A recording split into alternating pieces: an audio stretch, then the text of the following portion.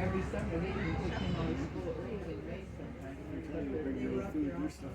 They go up to the On your right, there's an orange one up there. I think there's probably a couple up there that dock up there. Most of the fishing boats dock on the other side of the bridge.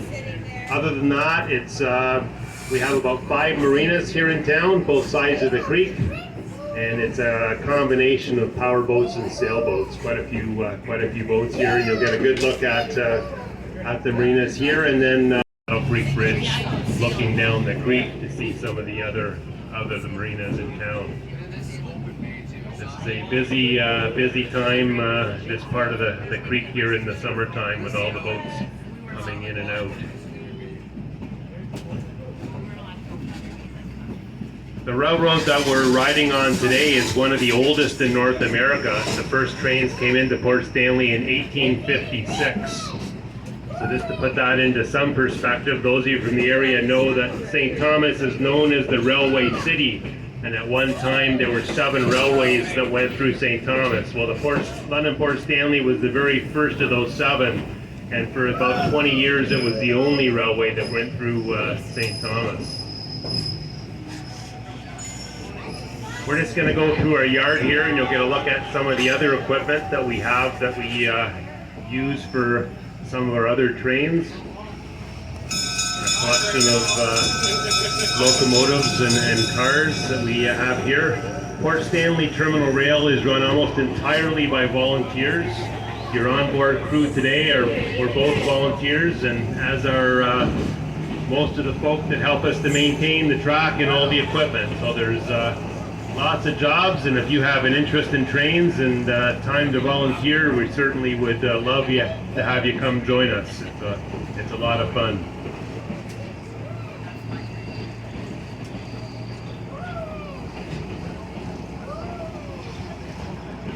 A lot of these closed cars that we're passing now, we use later in the year. We run Santa Claus trains in November, December, where Santa comes on the train, and we have a whole train of cars that are all closed in for that time of the year because of the cold weather. So we do a variety of trains during the year. We also back at the station, we would have passed on the left our entertainment train, which is a CN passenger coach from the 1930s. It's been restored, and we use that. And we do run dinner trains in the fall, and we also have a few music on the rails events where we have live music on the train. Those are always fun. So if you're interested in any of those, check them out on our website. There's some more information there.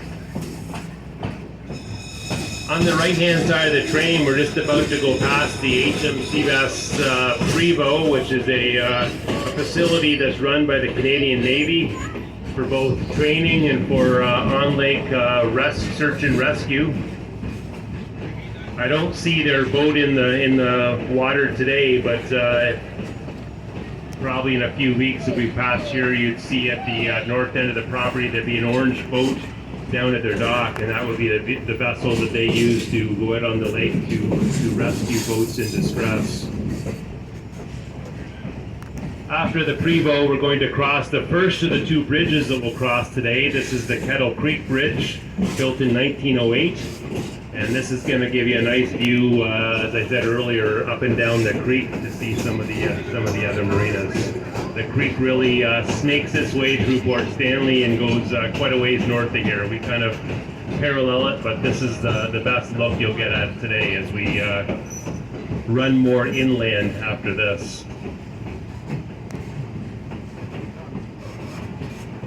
Tell you a little bit more about that town once we get closer to the site.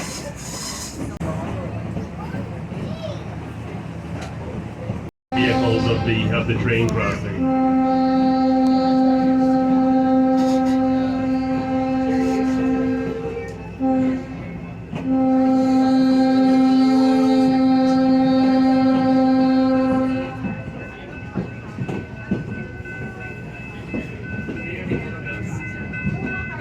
On our trip today, we're apt to see any number of types of wildlife. There's a lot of primary commodity that went over the railway. The L&PS not only owned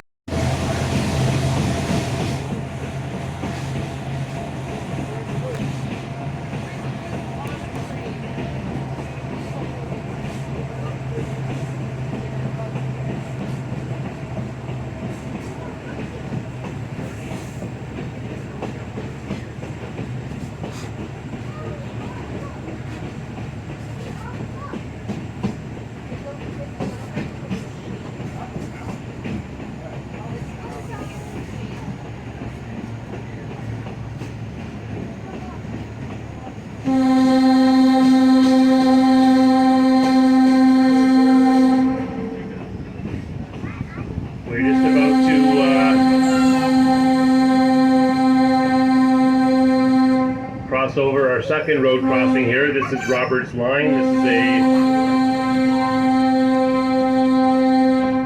try and time my talk between the whistle.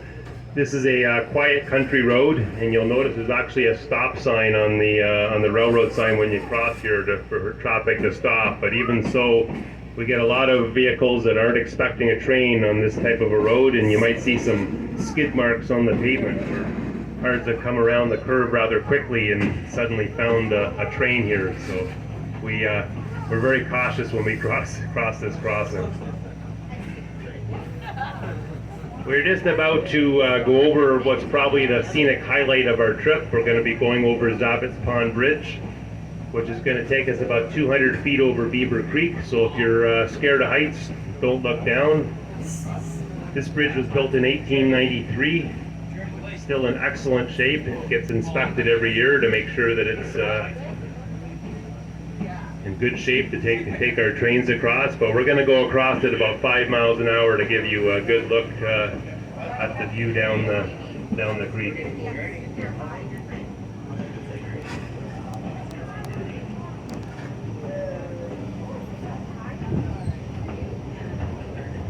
Wow, we're pretty high now.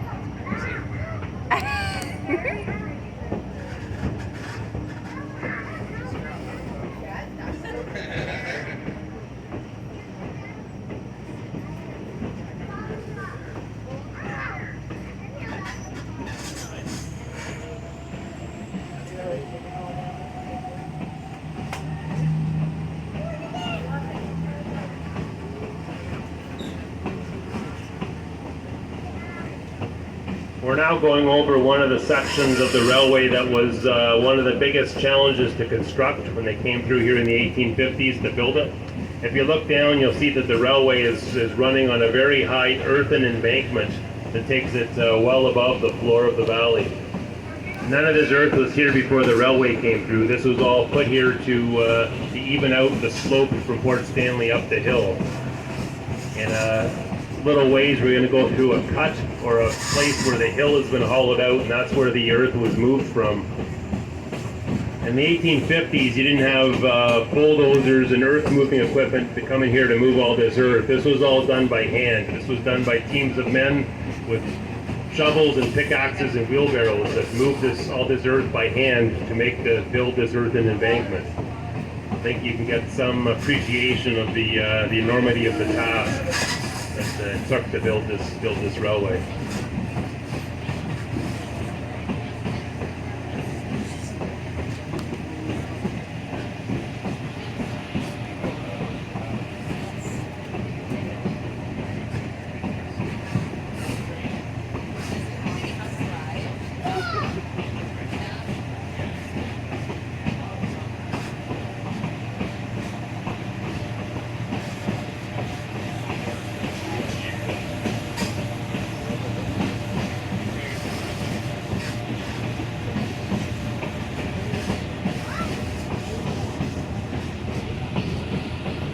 Now into the cut that I was just talking about. This is known as steam shovel cut. They actually brought in a steam shovel to help remove some of the earth, but then it was moved, as I said, by hand by men with wheelbarrows. But you can see how far below the top of the hill we are, and this was all carved out again to even out the slope.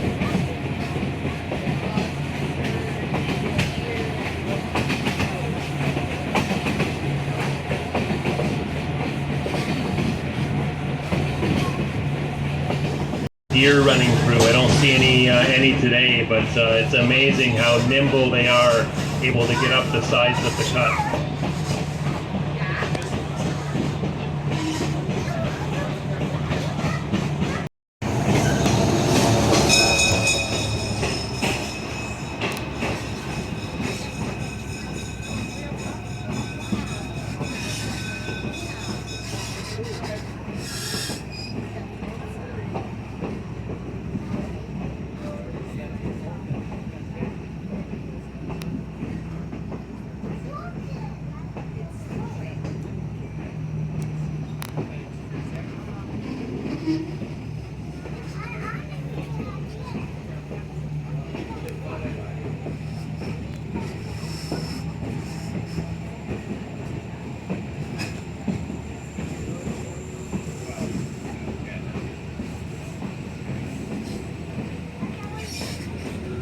from 1913 when the railway was electrified up until about the Second World War, the railway, the ridership grew year after year, and up to in 1944, I believe, was its peak ridership, where they carried about 1.5 million people in this between London and St. Thomas on this railway in a single year. After the war, when gas rations started getting relaxed and people started driving automobiles and had a few more options of where to go on vacation, ridership started to decline. And by 1957, it declined so much that in February 1957, the railway discontinued passenger service. The last train was in early February of that year.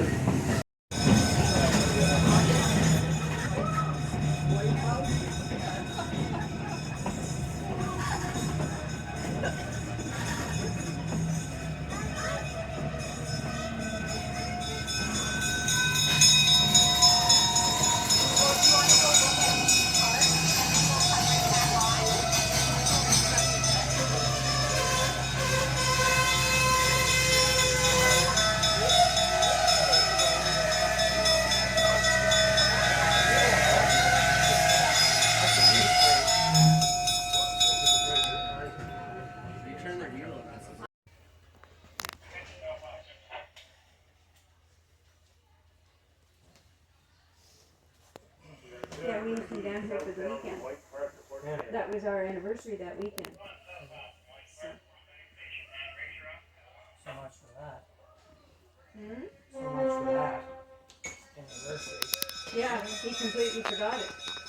Oh, really? Yeah. Oh. That was the whole point of coming down here, was our anniversary. Yeah. Stop. We'll be the first ones in the lake. Oh, aren't you? Hell of a way to cool down. Well, since it's warm in here, that's a good way to look at it, huh? Yeah. Don't listen to him. Good to know.